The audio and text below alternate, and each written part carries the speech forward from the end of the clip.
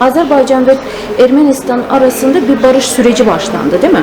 O barış süreci sizin kitaplarınızı etkiler mi? Hayır, hele ki yok. Deniz, kuru yol, hava yolu, bunlar hepsi açılacak. Peki Azerbaycan'a yıllarca bu kadar zarar vermiş bir devletin hayır görmesini istiyor musunuz? Qarabağ Azərbaycandır. Azərbaycanın torpağıdır. Zəfər tariximizin fatihləri. Mən böyle adlandırdım bu kitabımızı. Mi? Hani Azerbaycan devleti artık yeter, bunlarla ilgili yayın yapmayın der mi acaba? O savaş taraftarı değil.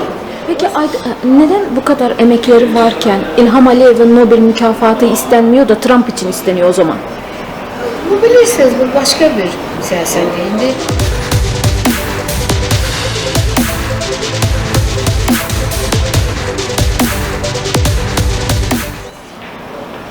Zarife Hanım, Siyasetin Aynası programında sizleri selamlıyoruz. Öncelikle sizi tanımak isteriz. Zarife Hanım kimdir? Zarife Hanım, mən Kuliyeva Zabul kızı. Azərbaycanda doğmuş, böyümüş. Öncelikle həkim olmuşam, tıbbı bitirmişəm, uzun müddətdə tibbdə çalışmışam. Ama sonra yani bu Azerbaycan'ın tarixine çok hevesim olduğu için tarihe ait kitapları istemişim ki yazım, bitireyim, bunlar tarihte izi kalsın. Yani öncelikle bildiğiniz gibi Azerbaycan'ın tarihi biraz enişli yokuşlu olmuştur. Azerbaycan'ın elə bir coğrafi cəhətdən elə bir strateji bir sahədə yerləşmiş ki, onun ətrafında olan qonşular, eyni zamanda mənfur qonşular, bu tarixdir, erməni qonşular həmişə Azərbaycanın torpağında gözləri olubdur. Yəni uzun əsrlərdir ki, onlar hər dəfə az torpaqlara sahib olmuşlar. Yəni bu sahib olmaq da nasıl? Bizim xalqımıza əzab verərək, onları köçkün salaraq özgərin bunlar başqa yerdə məskunlaşmağa məcbur olmuşlar. Son illərdə bilirsiniz 88-ci ildən başlayaraq bunlar artıq böyük bir savaşla artıq Azərbaycanlıları öz ana torpağına didərgin saldılar. Və bu zamanlarda bilirsiniz ki, Xocalı hadisəsi oldu, 20 yanvar hadisəsi oldu. Yəni bu demək olar ki, bizim xalqımıza sui-qəsd və torpaqlarımızı məcbur aldı. Böyle bir şeyleri görəndə düzdür, benim yaşımdan önce de bir şeyler olmuştu. Ama bunları, bu şəhidliklarımızla dağıtan ben özümle görmüşüm. Yani bu faciələrə dözmədən mən bunları qələmə almaq istedim. Benim çok kitaplarım var. Artık bütün kütüpxanalarda yayılmış. Yani tanıtımları olmuş. Ama sadece Azerbaycan dilinde mi? Azerbaycan dilinde bu yaxınlarda artık belə qərara gəldim ki, mən onları tərcümə etdirim. İlk önce Türk dilini, Türk dilinden sonra Özbek dilini. Ve belə də ardıcıl olaraq mən o kitablarını tərcümə edib artıq ölkədən kənarlara da yaymaq istəyirəm.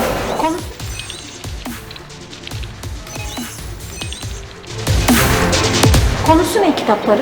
Tarih mi sadece? Mesela bilirsiniz ki Azerbaycan'ın tarixini yazan memarı bizim ulu önderimiz Heydər Əliyev olmuştur.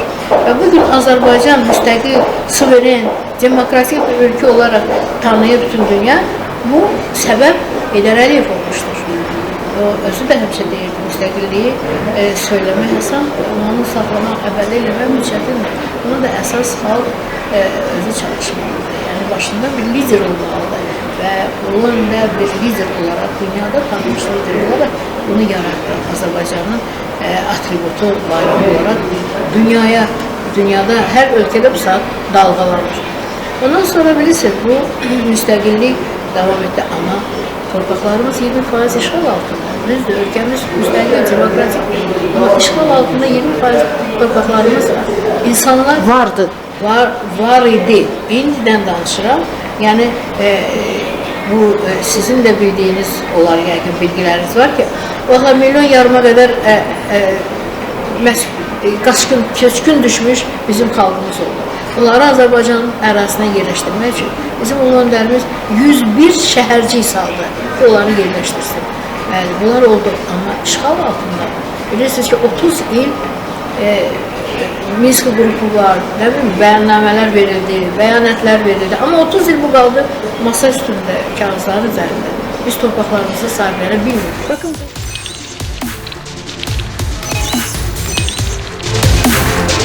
Bakın Zarife Hanım, bu Azerbaycan'ın ağrısını biz Türkiye'de de burada hissediyoruz zaten de. Konu şu, siz mesela bugüne kadar bir hem de tarihçi olarak diyorsunuz ki bu kitapları yazdık. Ermenilerle ilgili, işte işgalleriyle ilgili yazdınız. Şu an Azerbaycan ve Ermenistan arasında bir barış süreci başlandı, değil mi? O barış süreci sizin kitaplarınızı etkiler mi? Hayır, hələ ki yox. İndi mən ardıcıl olaraq sizə söyləyəcəm. Sonra bizdə bilirsiniz ki, savaş başladı, 44 günlük savaş. Bu savaşda əlbəttə bunu xüsusən qeyd eləmək lazımdır ki, bu 44 günlük savaşlar artıq bilirsiniz, bizim Ali Başkomandanımız, Cumhurbaşkanımız 30 il işğal altında torpaqların qalmasına, köçkün düşmüş insanların ağır vəziyyətdə yaşamağını dözmədi. Demək ki, nə lazımdır? 30 il bu istədi, sülh yoluyla olsun, olmadı. Demək, nə lazımdır? Savaş lazımdır. Bu savaşda da 44 gün tam olarak bizim kardeşlerimiz, dinimiz bir, soyumuz bir, kökümüz bir olan Türk kardeşlerimiz yanımızda olur. Her an o 44 gün bizim yanımızda olurlar. Ve bu savaş bizde qələbə ilə başa çıxdı. İkinci kitabım benim bu qələbəyə həsr etdirdi. Çünkü bilirsiniz bu tarixdir. Bunu yazmamaq, bildirməmək, gələcək nəslə bunu çatdırmamaq, gençler bilməməsi olmaz. Bunu bilməlidirlər. Düzdür, indi 5 il biz zəfərimizi bu yaxınlarda qeyd etdik.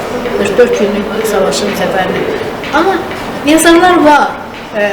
Amma mən istədim ki, çox böyük formatda, geniş olarak bunu gençliğe çatdırmağa. O yaptığınız hizmetler büyük kapsamlı bir işler değil mi? Bəli, bəli. Mənim o zəfər tariximizin fatihləri. Mən böyle adlandırdım o kitabımızı. Ve o da geniş yayıldı, tanıtımlar oldu, Özbekistan'da oldu, Türkiye'de oldu. Yani Avrupa'da, Niderland'da ettik onu. Çok uğurlu geçti bu tanıtımlar. Ama siz düz söylüyorsunuz, o fikirde mən varam. Yani bu yakında onları verip tercüme ettireceğim. Son bu kitabım, bugünkü günlerde təqdimatı olan kitabım artık onu bu 44 günlük savaştan sonra qonşuların yani sanki bir cehenneme döndürülmüş topraklarımızı kurmak lazım, yaratmak lazımdı. Ve bu 5 ildə böyük quruculuq işləri görür. Təsəvvür edin, Azərbaycana hər bir gələn xarici qonaqlar, ölkə rəhbərləri ilk olaraq Qarabağa ayaq basırlar və o gözəlliyi, o quruculuq işləri görəndə çox təəccüb edirlər ki, bu 5 ildə 30 il dağıdılmış, cəhənnəmə döndürmüş bu torpağı siz 5 ildə belə, yəni böyük, təsəvvür edin, 5 ildə 3 dənə havaalanı limanı orada dikilmiş.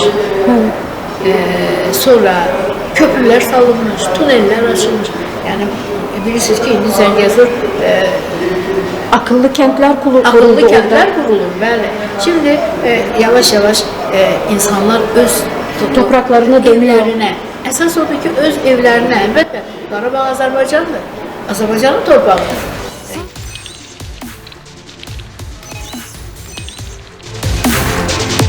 Sadece olarak burada merak ettiğimiz bir konu var. Bütün Türklerin merak ettiği bir konu var. Şu an barış sürecine girdiler ya. Hani sizin o kadar kapsamlı çalışmalarınız arşive mi yatacak? Yoksa onlar aktuallığını kaybedecek mi? Hani Azerbaycan devleti artık yeter, bunlarla ilgili yayın yapmayın der mi acaba? Bakın ben size söyleyeyim. Bizim liderimiz İlham Əliyev cənabları o savaş tərəfdarı değil. O söylüyor ki, eğer yaşamak istəyirlər, gəlsinlər Azərbaycan pasaportuyla yaşasınlar. Azərbaycan vətəndaşı və Azərbaycanın daxili qanunlarına riayət etmək şərtilə yaşasınlar. Biz sülh tərəfdarı əlbəttə. İndi bu Zəngəzur yolu açılandan sonra Bakın ne kadar ülkelerde onun xeyrini tapacaqlar. Ama bu kapanmış indiyəcək. Bundan istifadə etmək lazımdır. Bundan elə Ermənistanın özü də böyük xeyirlər görəcək. Su yolu, deniz, kuru yol, hava yolu, bunlar hepsi açılacak. Peki Azerbaycan'a yıllarca bu kadar zarar vermiş bir devletin hayır görmesini istiyor musunuz? Bilirsiniz, o artık siyasettir. Bu devletler arasında olan razılıktır. Ne için? İnsanların rahat yaşaması için. Bakın bir var köçkün, haradasa məşğullaşsın, bir de var ki öz evində, sülh naminə yaşasınlar. Biz demirik ki, biz onları qovmuruq. Hətta bu sülh, zəfərimiz biz qazanandan sonra bildiğiniz kimi İrəvan xanlığı, bu da bizim torpağımızdır, eski torpağımızdır. Əsrlər boyu bizim torpağımız oldu. Bu zəfər bayramından sonra bizim möhtərəm prezidentimiz belə bir qərar aldı. İctimai birlik yarattı. Qərbi Azərbaycana dönüş layihəsi. Bəli, bu həyata keçiriləcək. İndi hətta bizim Cumhurbaşkanı söylədi ki, biz o torpaqlarımıza top tüfəklə yox, rahat yolla, arabalarımızla, sülh yoluyla gedib öz torpaqlarımıza sahib çıxacaq. Biz ümid varıq ki, bu layihə də yerinə yetəcək. Çünki son zamanlar bilirsiniz ki, bizim liderimiz artıq dünya liderinə çevrilmiş. İlham Əliyev cənabları, baxın, son Çin dövlətində qarşılanmalı, onun Amerikada qarşılanmalı. Bunlar hamısı nədir?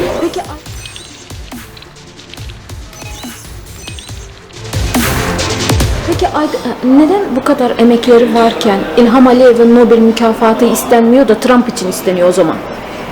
Bu bilirsiniz, bu başka bir siyaset. İndi İlham Əliyev gördüyü, yarattığı, qurduğu işləri bitirdikdə əlbəttə bütün xalq, bütün başqa ölkələr də hətta onu təklifi verəcəklər. O da olacaq, bizim ümidvarıq olacaq. Çünki sülh yolu ilə nəyi ki əldə edirsə, bu belə çıxır ki, bilirsiniz, Trump'ın, Amerikanın prezidenti Trump özünün sülh tərəfləri göstərir. Yəni, bu belə də var. Son görüşdə də belə görsəndi.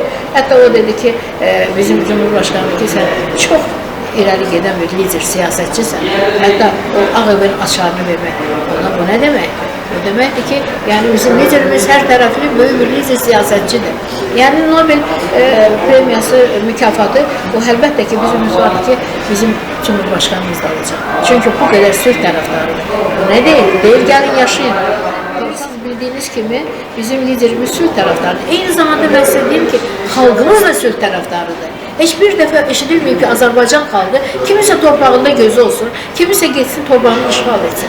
Bəli, biz əlbəttə sülh istəyirik və bizim Cumhurbaşkanı irəli sürür ki, gəlin, yaşayın Azərbaycan torpağında, Qarabağda istəyirsiniz, yaşayın. Amma Azərbaycan pasportu ilə, Azərbaycanın daxili qanunlarına rəayət eləməklə, bunları qorumaqla, gəlin yaşayın, açıqlığı qatılır.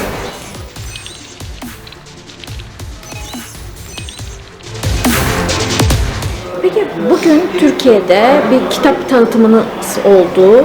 Yine de Azerbaycan dilinde yayın yapılan bir kitabın inşallah ileri günlerde biz onların Türkçe'de göreceğiz. Bu kitabın Türkiye'de tanıtımı ne amaç taşıyordu? Bilirsiniz, bildiğiniz gibi ben çıkma önünde de dedim ki soyumuz bir, kökümüz bir. Hatta Ulu Önderimiz de söylemişti ki bir millet, iki devlet. Artık bu bir millet, iki devlet birisi çevrilmiştir. Artık 7-8 Türk dünyası, Türk dilli ülkeler. Türk dilli ülkeler. Yani buradan aydınlaşır ki dilimiz aynıdır ama düzdür. Bazı şeyler var harflerde, alifbada. Ama onlar böyle. Bazı orada hərflərdə biraz fərqlər var. Onu da biz edəcəyik. Biz 2 gün önce belə bir tədbirdə olduq. Bilirsiniz ki, BMT'nin belə bir qərarı olmuşdu ki, Türk dili ailəsi. Və bu tədbirdə oldu. Bu nə deməkdir? Demək ki, Türk dili bütün Türk dilli ölkələrdə Türk dili 15 Aralık. Bəli, 15 Aralıqda böyük bir qərar əsasında bu tədbir keçirildi. Biz də orada iştirak etdik. Mən ümidvaram ki, düzdür, bu tərcümələri eləyəcəyik biz. Amma mən istədiyim, mənim arzum odur ki, bugün bu Türk dili ailəsi tədbiri bugün olsun ki, bütün dünyada Türk dili dünyası olsun. Bunu da yəqin ki görəcəyimiz. Mən sonunda nə deyə bilərəm? Yaşasın Türkiye-Azərbaycan dostluğu və əbədi olsun.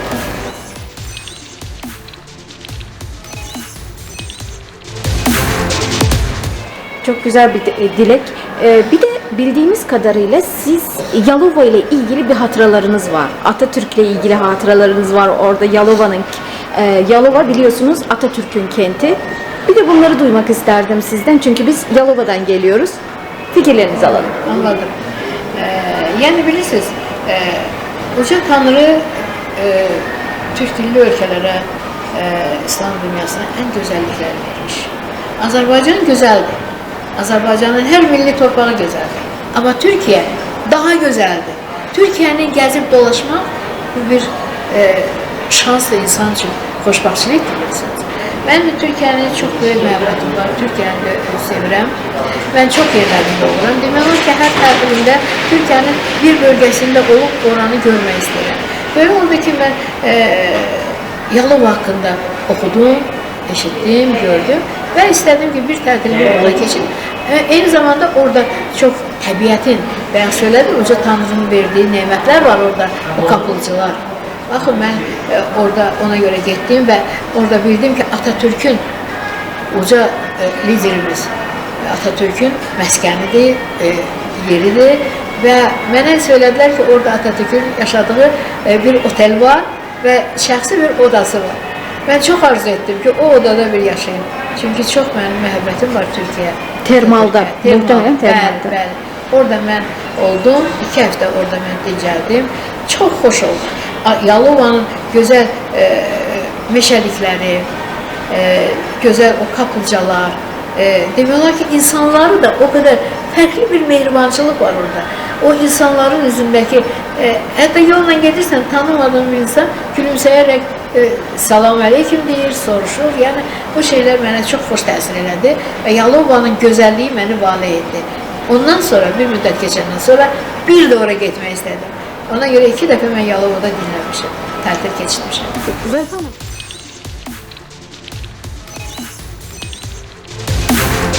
Güzel hanım, kitaplarınızın birini Türkçe'ye tercümesi ve sonrasında Yalova'da sevdiğiniz bu şehrin üniversitesinde tanıtımını diliyor musunuz? Ay çok isterim, çok isterim.